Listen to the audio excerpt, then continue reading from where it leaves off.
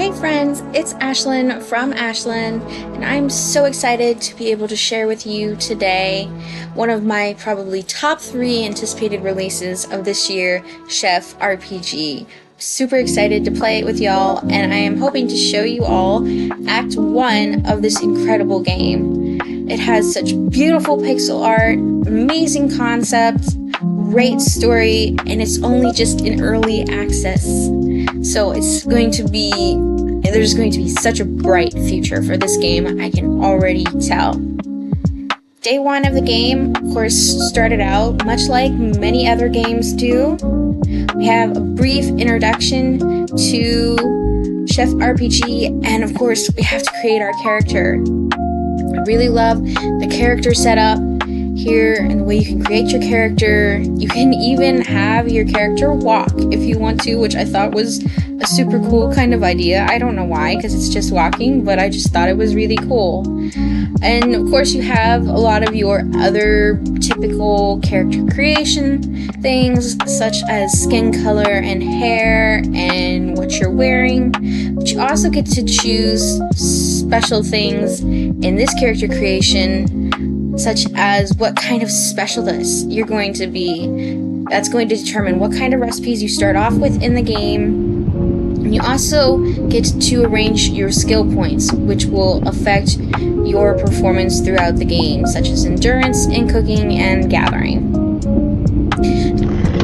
After I created my character, though, I walked out onto the train to hear that we were just about to reach White Ash Harbor, which is where our new restaurant, the Sequoia, is located. I was super excited to hear this because the journey had been a long one, and so I explored the train a little bit, talked to some of the passengers that were hanging about while I tried to figure out the controls of the game, and just took in the beautiful scenery that was going by in the background. This train is so cool, and I can't believe just the design of it.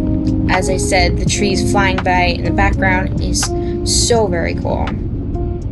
But eventually, we did reach White Ash Harbor, and I got to meet Hazel, the android, or cyborg, or whatever you want to call them. I think they're generally referred to as androids in the game. Hazel seems super sweet, and she was going to be my sort of guide around White Ash Harbor and introduce me to everything and everybody I needed to know. She did have a few quirks, because unfortunately she had been found in a dumpster a few years earlier, which made me feel even more sorry for her. But she seemed really sweet, and I was excited to get to know her better. First off, Hazel took me to the town center, where a lot of the shops and locals were located. They could often be found here on weekdays and even on the weekends wandering around. She showed me where town hall was, which would be important for doing upgrades to my restaurant and eventually my house.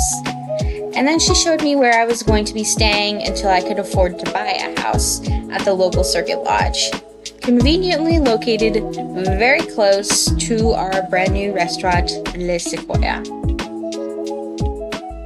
I thought the restaurant looked really cool. It had sort of a rustic vibe to it on the outside with all of the moss and the greenery, and I didn't think it looked that bad, but apparently it has been a little bit run down since it's been shuttered up for a few years. So Hazel decided that she would go in and tidy things up on the inside, while she gave me a list of people to go meet back in town who had some free goodies for me. So I headed back into town, foraging along the way, because foraging is so very important for gathering ingredients in this game. I met Uriel, the owner of the local butcher shop, I guess you could say, Chop, and he gave me a bow that I could hunt with so I could gather my own meat, as well as some free meat as well. I talked to Mei Lu, who owned one of the local produce stands, as well as the farm to the east side of White Ash Harbor, and she gave me a recipe along with some vegetables. Nabia was very nice, and she also gave me some fruits and another recipe as well. White Ash Harbor sure seems like a great place to move to because everybody just seems super nice. I headed down to the docks next to meet Alois. Alois gave me a fishing pole so I could eventually learn how to fish and catch my own fish, so he didn't have to supply them to me anymore. Then on my way back, I passed by the beach and tried to test out a few of my trusty new tools. The bow seemed fairly simple to use. I think these crabs were pretty easy to hunt down, probably compared to some of the other things I will be hunting, but it was a great test to first test off my tools. Eventually, though, I made it back up to the restaurant, and Hazel let me know that she had tidied things up inside, and we headed in. It was looking pretty blank inside and a little bit run down. The floors looked like they had seen better days, but it definitely had potential, that's for sure. I'm sure we could fix a few things up and we would have the restaurant up and running in no time. Hazel gave me the lay of the land inside, showing me the fridge and where I could hire staff, and I felt pretty good about starting out. So I set up a few counters and cooking appliances that the villagers had collected for me. Thankful once again that everybody was so nice. I put everything close to the fridge because I figured it would be easier and more efficient that way for me to get my ingredients and even for the waiters to collect meals and deliver them to the customers. Then I set a menu from a few of the recipes that I had gathered from the villagers, as well as the 3 starting recipes I had chosen when I had set up my character, and I also hired a waiter so I could get to starting my first service. And before I knew it, I was open. Hazel was my very first customer, and she was super excited to be my first customer. And I got started chopping up some ingredients for her and frying up some ingredients for her. These mini games were super fun and super cool, and I thought they added an extra layer to the game. And you could even turn on auto cook if you wanted to, but I hadn't done that yet because I had heard that you could increase your score if you did it yourself as opposed to turning on auto cook. Hazel thought the meal was delicious, and so I gave out a sigh of relief. I did wonder though how I could get some more refrigerator space, so I asked Hazel, and she seemed to think that perhaps I could inquire in town and ask for Bianca. She seemed like she was really mechanically talented and might be able to help. I still had a bit more energy left in me though for that day, so I explored a little bit around the restaurant, chopping down some ingredients, gathering and foraging everything I could so I could continue to build out my menu and do more services as I progressed with the restaurant. Eventually though, when I fell asleep that night, I had a flashback. 3 weeks earlier, I had packed up my apartment, everything had been sold, and I was ready to move out. I seemed a bit sad about the whole process, especially leaving kitchen, but I also seemed ready to move on. It was a really, really cool insight into the game and how everything came to be. Day 2, it was raining, and I started out with a little bit of foraging before eventually making my way into town, determined to look for Bianca. I had remembered day before seeing a place called Bits and Pieces. And I figured if Bianca would be anywhere, it would be there. And sure enough, when I stepped inside, I got a little cutscene and Bianca showed up.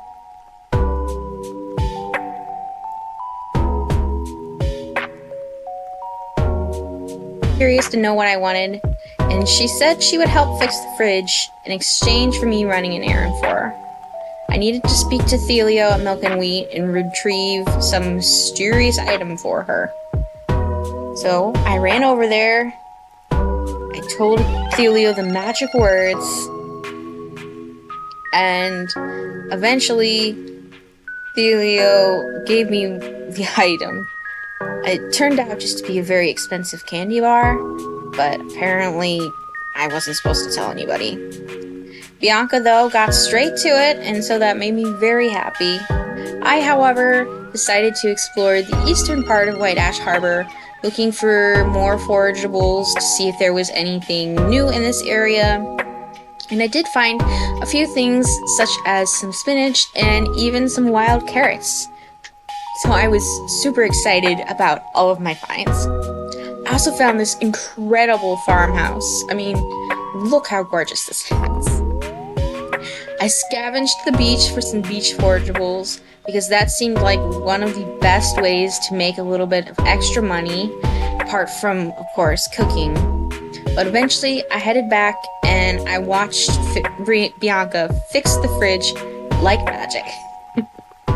It was pretty cool, and I was super excited to have some more fridge space because I was collecting more and more ingredients, and I could already see just running out of room. I knew that was going to happen. After that, though, I decided to head up to the Ashy Swamps, hopeful that there would be a lot of forageables and things to hunt up here, and there definitely was. I had to chase this elk around for a while, but eventually I got him, and I also collected some other forageables along the way. However, my energy was running a little bit low after all that foraging, so I decided to call it an early night. That night, I had another flashback, this one from 4 years earlier. This flashback seemed to be about a graduation cook-off, and this made me super excited. I had to pick between two different people, Camille and Koa, and to be honest, I didn't even speak to Koa. I just decided on Camille because she seemed like a nice but fair person to compete against, and I felt like Koa would probably be the complete opposite of that. So I just went with her, and we headed off to the cook-off. I was very curious to see who would win, but I didn't find out. Day 3, I headed into town and picked up a quest to deliver a parcel to the Parcel Co., or the post office in the game. I quickly went and found AIM and grabbed the parcel so I could deliver it and head over to that area by the train station. Doing these little quests I thought would be super helpful to get different types of ingredients and even just some pocket money to help me out. I also completed a quest that I had finished the day before for hunting elk, and I got some very interesting chachaka, I think is how you pronounce it. I don't know. I don't really drink. But it was a rare ingredient, so I was very excited to get it. Eventually, though, I headed down south of the train station to collect some more forage and hunt some pheasants, which weren't really giving me a lot of meat, so I was a little bit concerned that I was really gonna have to hunt a lot of them compared to things like elk and boar. I headed back to the beach to try and decimate the crab population again, which were also not giving me a lot of meat, but I suppose they're small. It was quite fun, to be honest, this hunting mechanic, and I was really enjoying it so far. Eventually, I returned to AIM and told him I had delivered his parcel, and he gave me some credits in exchange. With a little bit of money in my pocket, I decided to head over to the furniture store, La Galleria, and to take a look at some of the furniture and offerings that they had in store. I knew that I was going to have to invest in my restaurant, so I picked up a few things, including some more chairs, so I could seat some more people and feed more people as a result, and hopefully earn more money. I even bought a potted plant too, because I was just feeling a little bit silly. On my way back to the restaurant though, I saw that I had a letter from my old friend Camille. She seemed very interested in what I was doing, and I have a feeling that we will be seeing and hearing more from her soon. I set up my new purchases from the furniture shop, excited to be able to expand my menu with some of the new appliances I had purchased, and as I said before, expand my seating so I could serve more customers at once. Once I had everything set up, I put all of the ingredients that I had foraged from the past couple of days in the fridge, got to setting up my menu. I hired my waiter once again, and even changed the little outfit, which I think is a super cute addition. And I started another service. I was super excited to see how this one would go, although I didn't think I would keep the restaurant open too long since I didn't have too many ingredients yet, and I didn't want there to be a cooking disaster. So eventually I set to work and I cooked up a storm. I cooked and I cooked and I cooked some more, and I got really familiar with some of the mini games, such as the chopping mini game and the stovetop mini game, I guess is what you would call it. I hadn't had a chance to use the oven or blender yet, but hopefully I would get to use those soon and see what kind of unique mini games were in store for those as well.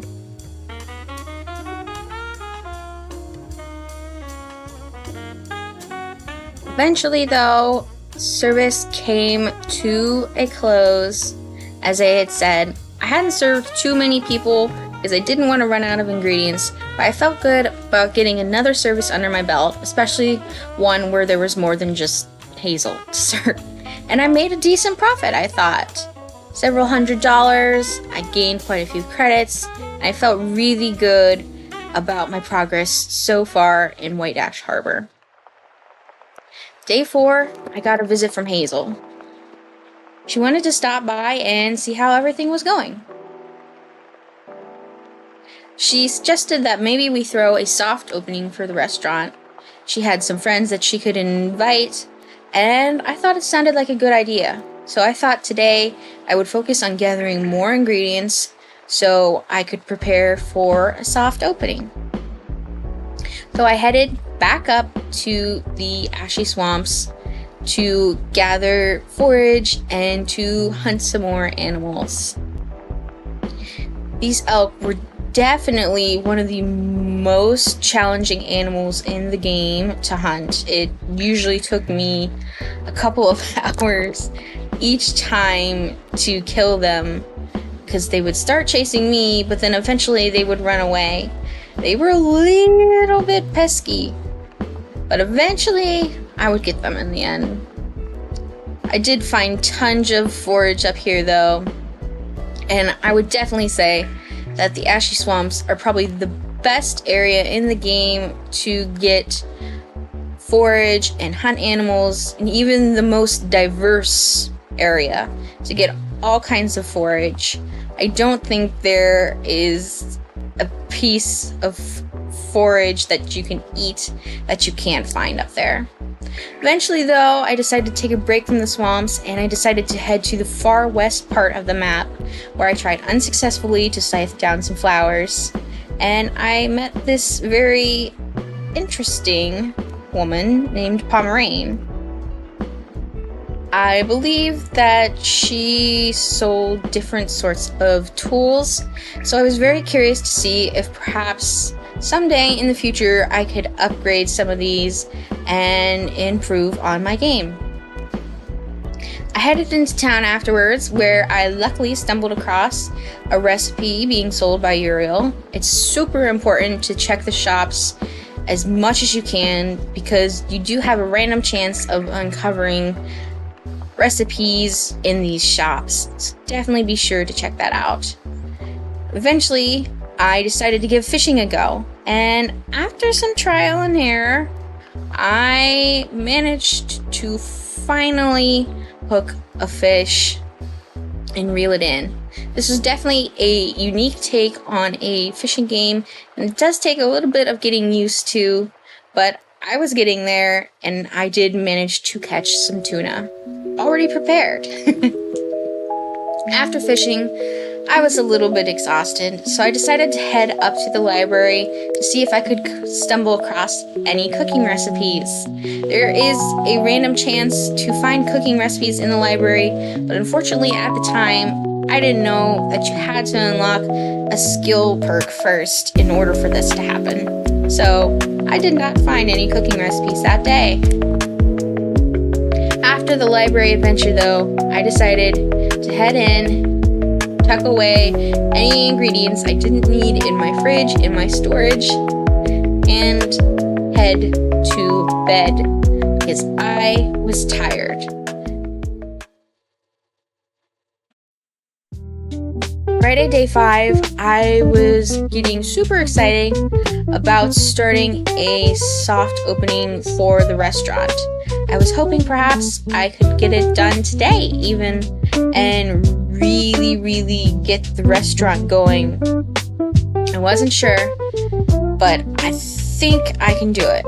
After all of the foraging and cooking I had done on day 4, I felt pretty good about my prospects of having enough ingredients. It would all just be down to any specific requirements that Hazel thought I needed.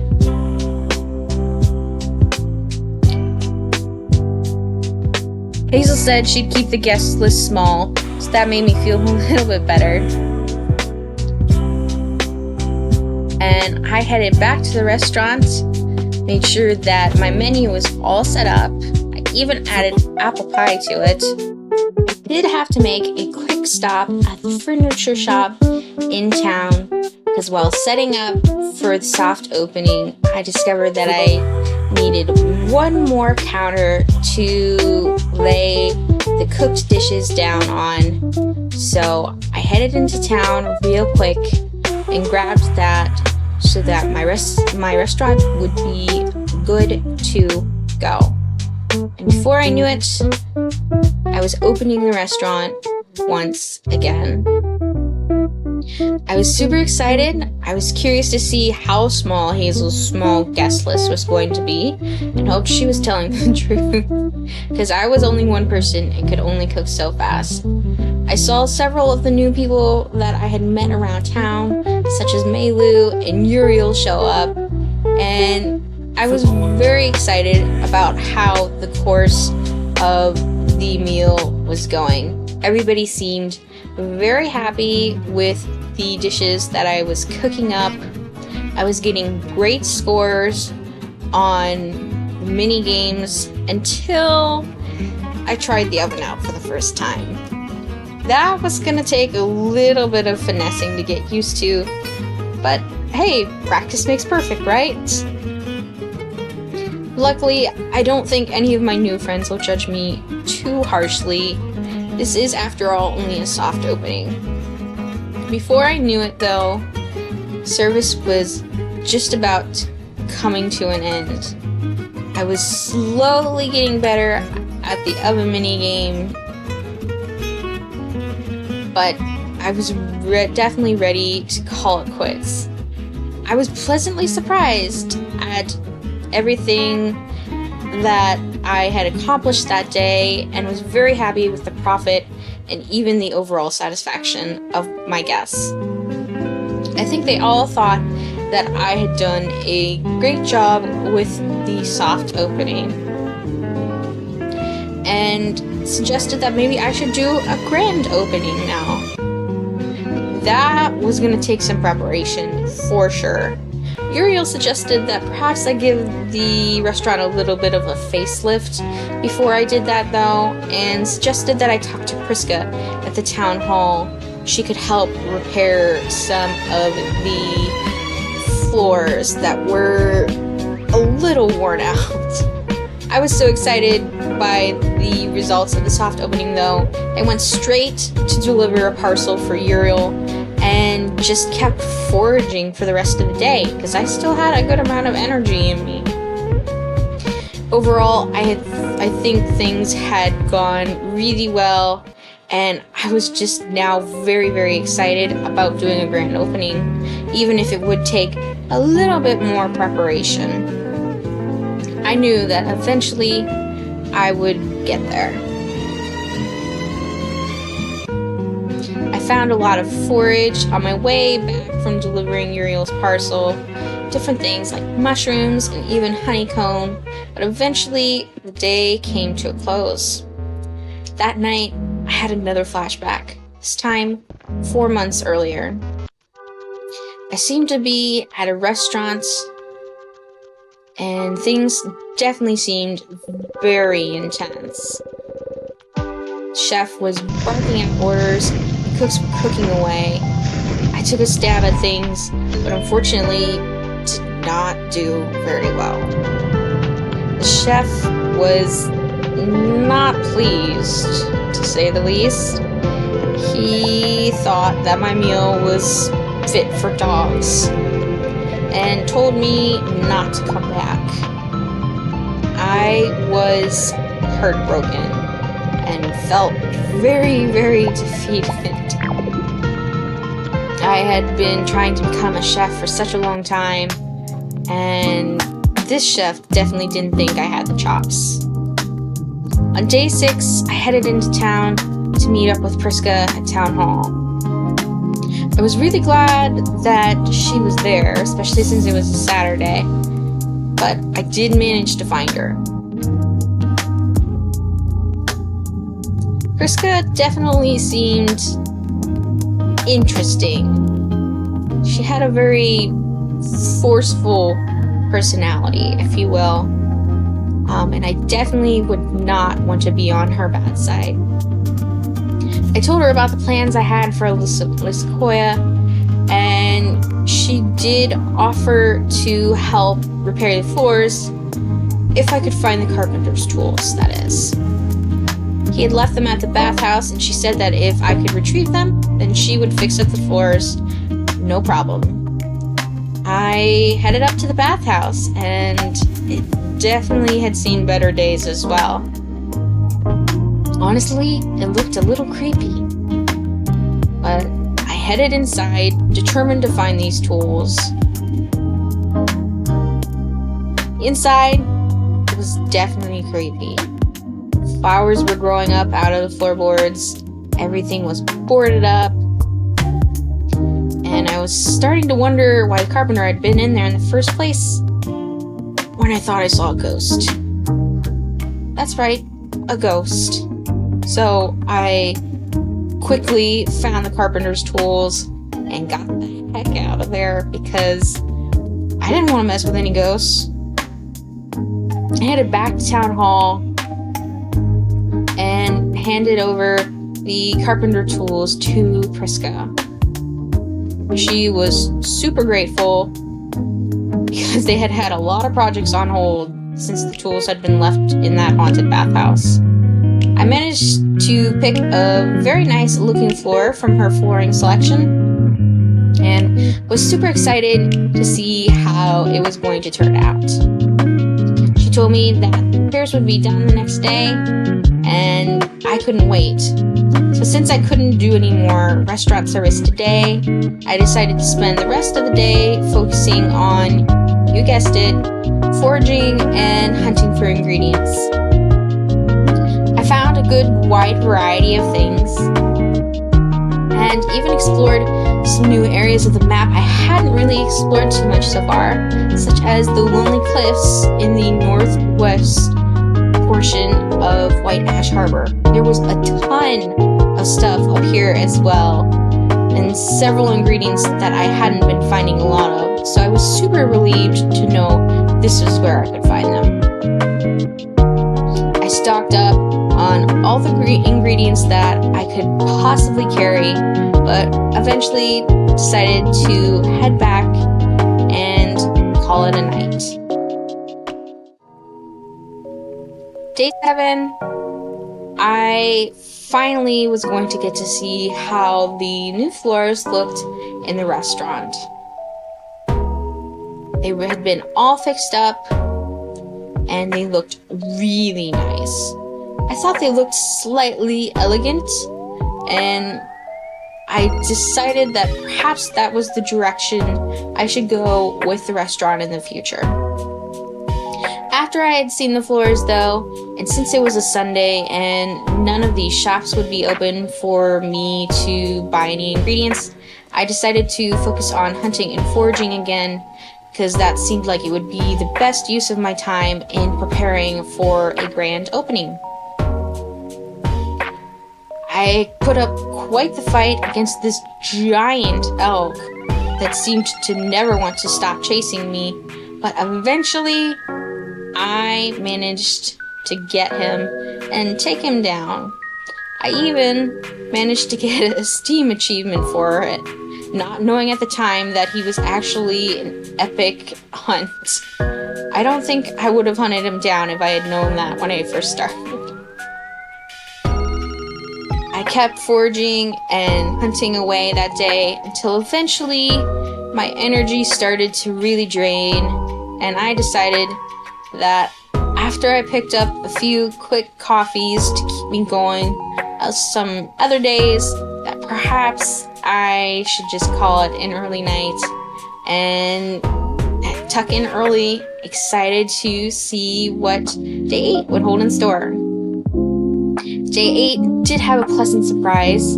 Camille was waiting outside of my restaurant. It was very interesting to see her there. She said she had some vacation time available and that she wanted to attend the grand opening of the restaurant. So she'll be around town for a little while until I can get that done. After I met Camille, I headed in town to take a look at the vendors and see what they had in stock, buy a few ingredients that I felt I was a little low on, and also look for recipes. I did manage to find one down at the Fish King Shack owned by Bowie, and I also bought some shrimp from him as well. He ended up giving me a roast pheasant recipe, so I was definitely going to need to hunt down some more pheasants. Hazel told me that I should talk to Milo about some decorations for the grand opening, so I headed back into town and asked him what he would need for that. He thought about it a little bit, and after only a little bit of thought, determined that he would need a few items to come up with some very nice decorations. He'll need a few things. He's going to create a big banner for the restaurant, so he's going to need some rope in order to tie it up. Thought that perhaps I could find that down by the docks. Then he said he would also need some seashells and some watercress in order to enhance the banner. Wasn't sure how he was going to do that, but hey, I'll just do what I'm told. I found the rope pretty quickly, and then I headed out to scour all the beaches of their shells. After looking just about everywhere and anywhere for the 10 clam shells that I needed to donate to the decorations, I managed to find just enough to complete it. So I headed back into town to give Milo everything he would need to create his gorgeous decorations. After that, I decided to do a little bit more foraging to top off any ingredients I thought I might need for the grand opening, which I was hoping that maybe I could even accomplish on day 9. Milo had said that the decorations would be done the next day, so it definitely seemed like a possibility. So I headed back into my favorite area, the Ashy Swamps, to gather more ingredients. I also stocked up on some more watercress since I had given most of it to Milo to complete the banner. I headed to bed that night, brimming with anticipation for the next day. I met Milo in town, very first thing the next morning.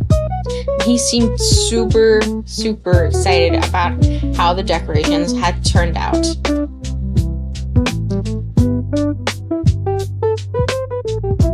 He also seemed super happy to just donate to the cause and bring more people to White Ash Harbor.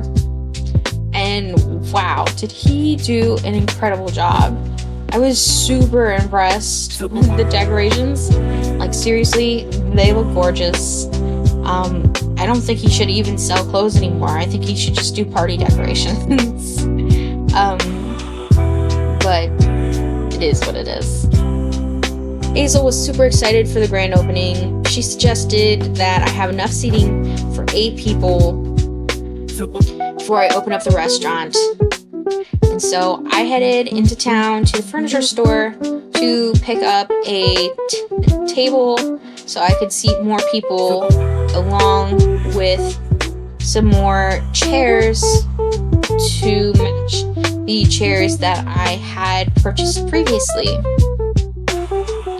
I figured that would lead to a pretty good setup in the restaurant. Definitely have enough seating for 8 people, and it would definitely be keeping me busy cooking for sure. However, there was one slight problem. I didn't have enough chefs or waiters. Not by far. So I went into the recruitment tab. I took a look at the people I had to choose from, and I just hired anybody that I could possibly choose. I just barely had enough money to hire all the staff I needed, and before I knew it, we were having our grand opening.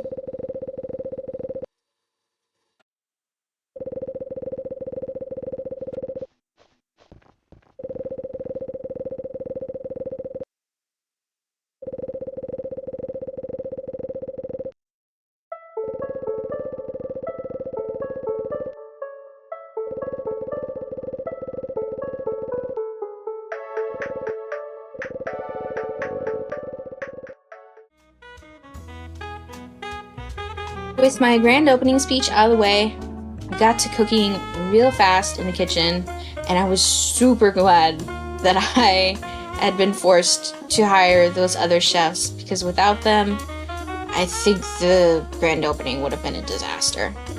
Orders were flying into the kitchen, and it was super fun getting to see all the guest reactions and being able to cook all of their food for them. Seriously, these mini games weren't getting old, and I was only getting better at them, so it seemed like everything was just going so smoothly. Eventually, though, service came to an end, and I was super happy to see that the grand opening had been a rather smashing success, if I do say so myself. We had made a good amount of profit. We had a great satisfaction score from all of our guests, and all of my new friends seemed to think the same thing. They seemed super supportive and were really excited about the future of the restaurant. Even Camille had been impressed, and so I felt pretty good. She said she would probably stick around nearby to keep an eye on things, and I think we'll be seeing more of her. She even, before she left, gifted me with an epic dessert recipe, which turned out to be elderberry pancakes, which sounded and looked delicious.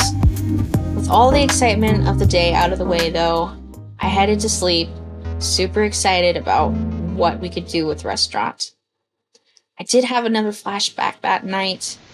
2 months earlier, it seemed like I had received some mail.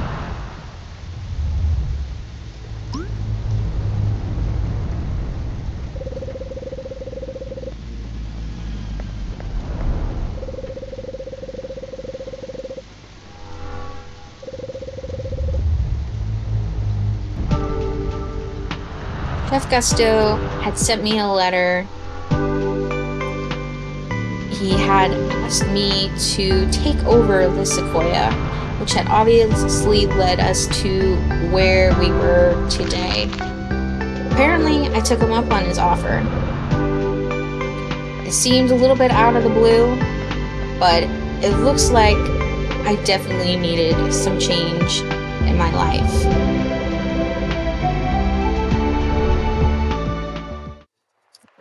So there you have it, folks. The first act of Chef RPG.